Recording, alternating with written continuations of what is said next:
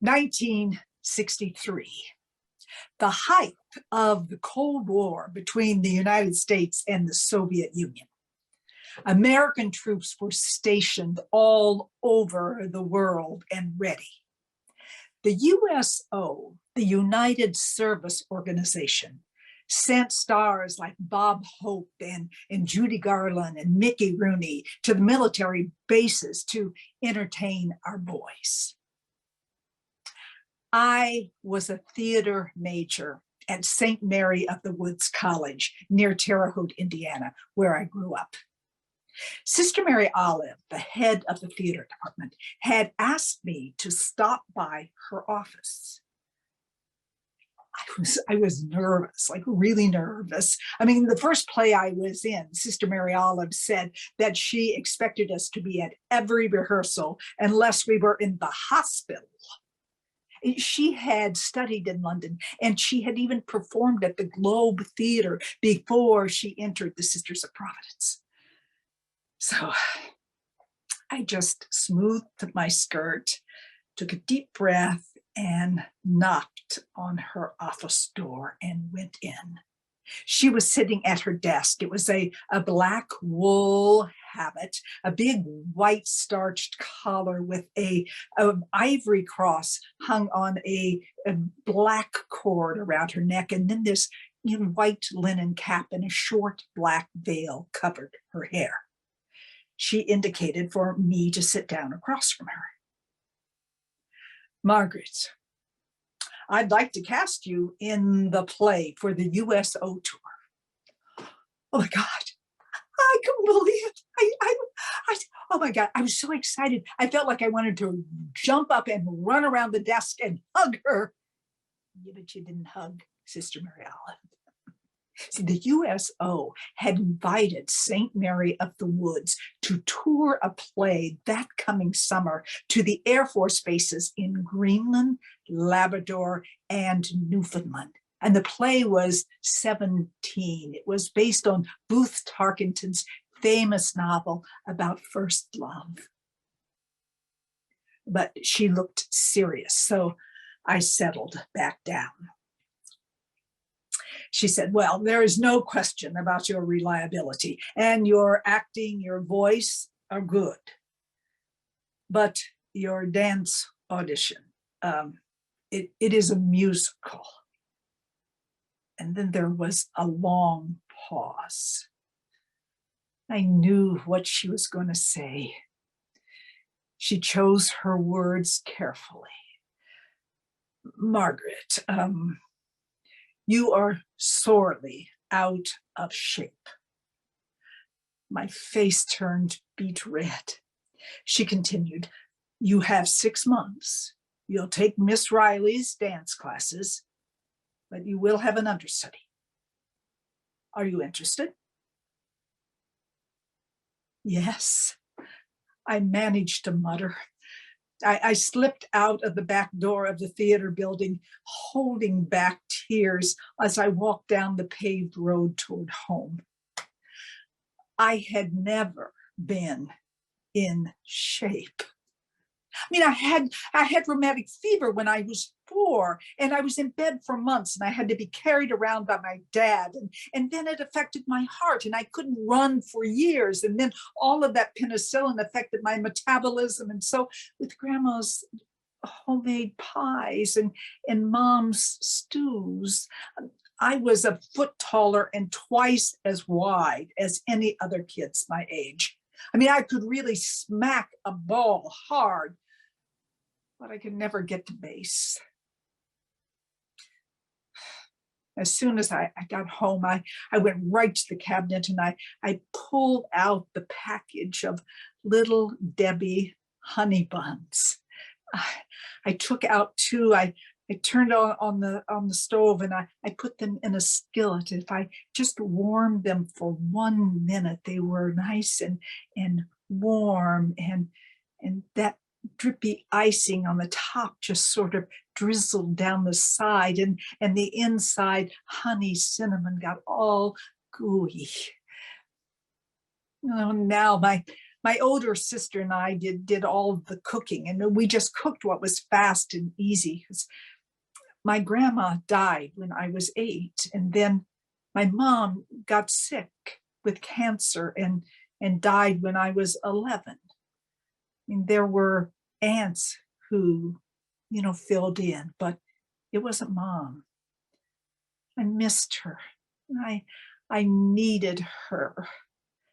I pulled myself a big glass of milk, and I sat down at the kitchen table, and I ate every single bite of those sweet, delicious caramel buns. So I signed up for Miss Riley's dance class. I walked slowly to that little red brick building at the far end of the campus. Gyms were foreign territory to me.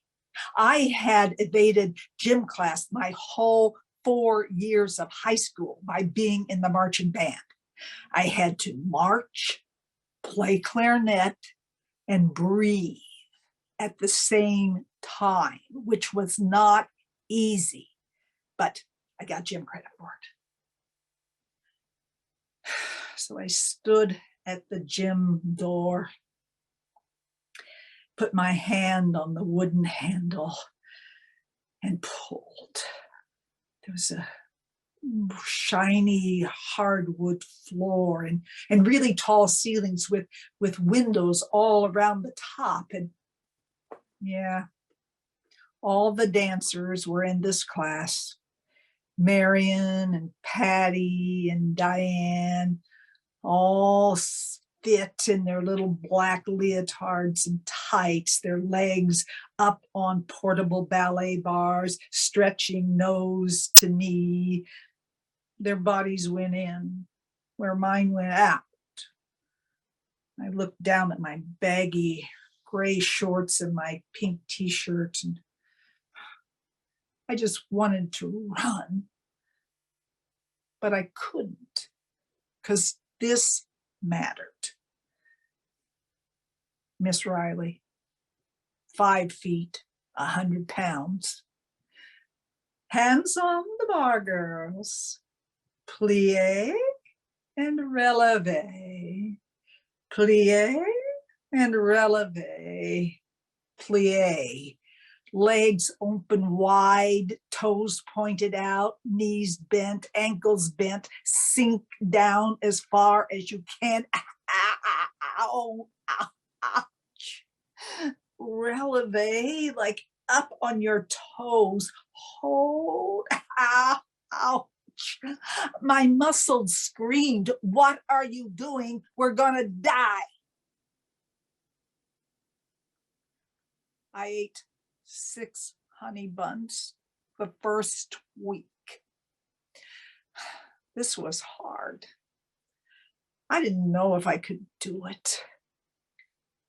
But the USO, images flashed in my mind, like Judy Garland just entertaining all those troops. I'd seen it on television in Greenland. What did I know? Polar bears was all I knew about Greenland, but I had never been more than 300 miles in any direction from the central Indiana farmland.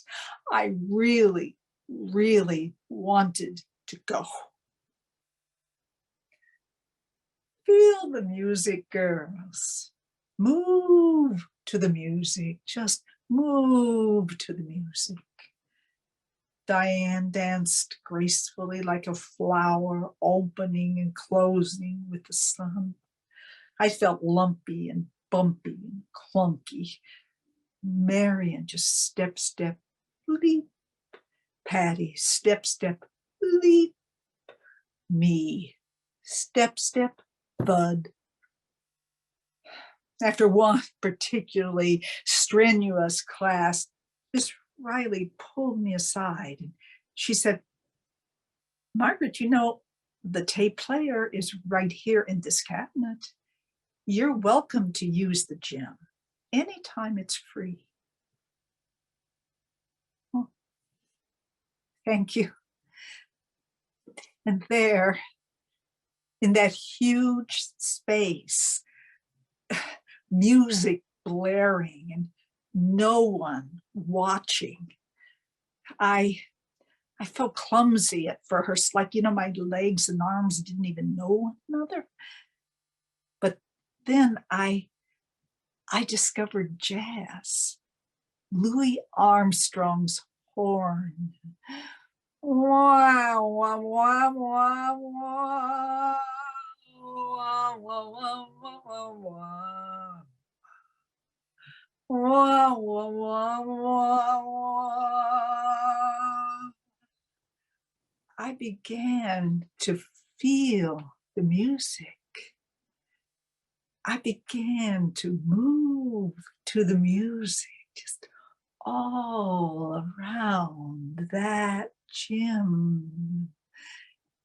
And Miss Riley, she also had some rock and roll tapes, like Bill Haley and the Comets, like 1, 2, 3 o'clock, 4 o'clock rock, 5, 6, 7 o'clock, 8 o'clock rock. We're going to rock around the clock tonight. We're going to rock. I'd been watching American Bandstand for years, and so I would just imagine this cute boy with his slick back hair just swinging me all around the floor, throwing me up in the air under his legs.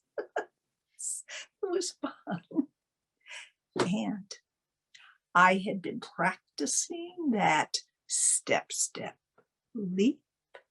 Now I could do it with just a step, step, thump instead of thud. And so I just imagined my understudy sprawled out on the floor, looking up at me in awe as I went across the floor, step, step, and leapt right over her. When her rehearsal started for the play, I was 3 months in, and I kept going because that understudy loomed. She was at every rehearsal learning my lines. And then the cast members were called one by one to measure for their costumes. Sister Mary Olive put me at the last of the list to give me more time. And I worked harder, more hours in the gym. Dress rehearsal, costumes on, it fit. We ran the play, and I was in one of an 18-member troupe, girls from St. Mary of the Woods, boys from local colleges, and 2 faculty advisors. July 7th, we left McGuire Air Force Base in New Jersey, headed for Thule, Greenland, in a military C-47 cargo plane. There were 30 seats, no windows, unpadded walls, and just this sort of mesh basket over our head for our coats, which we never took off for the 9-hour, very long, very cold flight. Thule is like on the northern tip of Greenland within the Arctic Circle. And in the 1960s, during the Cold War, that base was strategically vital for protection of the United States. It had over 10,000 military and civilian personnel. As I descended the steps of the plane, I looked out at 36 soldiers in blue jumpsuits, all just clapping and cheering, and behind them, nothing but a gray and brown tundra. And then they formed 2 straight lines through which we would walk single file through the awaiting jeeps, a gauntlet of male eyes. Just eyes down, head to the jeep, eyes down, head to the jeep, jeep to barracks, barracks to bed. I was terrified. I wanted my honey buns. The first performance in the base theater, we all held hands backstage, listening to the ruckus of 800 soldiers taking their seats. And Sue Ann, she was tall and confident. She walked out onto the stage, and we heard a wolf whistle go out from the back of the audience. Sue Ann just turned around, smiled, and sat down at the piano. And a cheer rang out. And then when Janet, who was the soprano lead, walked on stage with all of her Grace Kelly elegance, well, the place went wild. Thankfully, I was in the back in a chorus. Our costumes were long skirts, high collars, parasols. We were executing our songs and dances. I made it. I didn't trip. I sang on key. Whew. During the days, we gave these variety shows of songs and dances all over the base. We were in hospital wards. We went to rec centers. They even took us way out onto a radar site. And to get there, we had to take this little prop plane. They actually weighed us before we got on the plane and strategically positioned us on the seat in the plane and were told, don't move. But the performances were nothing compared to the meals in the mess halls with the enlisted men. And we couldn't sit together. We were divided up into one male, one female, and then we had to sprinkle us all throughout the hall. And those mess halls, they were crowded, they were noisy, there were nationalities of men that I had never talked to before. Every insecure bone in my body went with me to that table. I had to eat, smile, and talk at the same time. So I just say, where are you from? Texas. You got a nice smile. Kansas. I've been up here for 10 months. Sure is good to see girls our age. Georgia. I got a girl home, pretty as you. Well, meal by meal, I settled into a new comfort. On our 4th day at Thule, a heavy, heavy fog settled in, so heavy that you couldn't see 10 feet in front of you. So we were in these big parkas, hooded parkas, goggles over our eyes to protect them, groping single file on this thick rope that led from building to building with a military soldier right next to each one of us in case we fell down or we lost the rope, just to get to the building for our performances. And in the evenings, we were expected to go to the officers' clubs to socialize.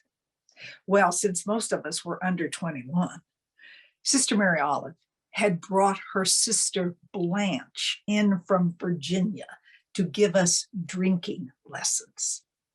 Blanche set up this experimental workshop where we sampled drinks from vodka gimlets, which were very sweet and tangy, to white Russians, which were smooth and sultry. And she said, drink slowly, ladies. Always follow with water. Eat in between, a limit of 2 drinks per night. Now, the music on the jukebox were songs by Patsy Cline and Johnny Mathis and Frank Sinatra. And I had always been a wallflower. I mean, years of torturous high school sock hops. But here, the guys stood in line. I danced every dance. And in the Arctic Circle in the summertime, well, the sun sort of just sets at, hangs at 30 degrees and just moves around the horizon. It never gets dark. And if it never gets dark, it's hard for 18 and 19-year-olds to go to bed. So we would come out of the club, see it was still light, go back in. Come out of the club, see it was still light, go back in. Our last day at Thule, we hadn't slept like for 2 nights. We were young and having the time of our lives. The last performance at Thule, back in the base theater, all 800 seats full, soldiers lining the aisles, cheering and clapping. It was the 3rd song in the 2nd act. I was singing confidently and I was spinning easily in the arms of my dance partner. I felt the warmth of the lights and the breath of the stage, and I heard those hoots and whistles, and I looked out at all of those smiling faces, and I smiled back. I had never felt so in shape. That joy lifted me for the rest of the tour. August 4th, we arrived back at McGuire Air Force Base in New Jersey, having traveled over 6,000 miles and performed to over 5,000 people in Greenland, Labrador, and Newfoundland. Sister Mary Olive, in her long black habit, was there to meet us. I ran up to her. I just said, "Thank you. Thank you, thank you, thank you." She reached out her arms and pulled me in for a quick hug and then put me back again at an appropriate arm's length. But the sparkle in my eyes told her everything. And I could tell by the smile on her face that Sister Mary Olive knew the gift she had given me.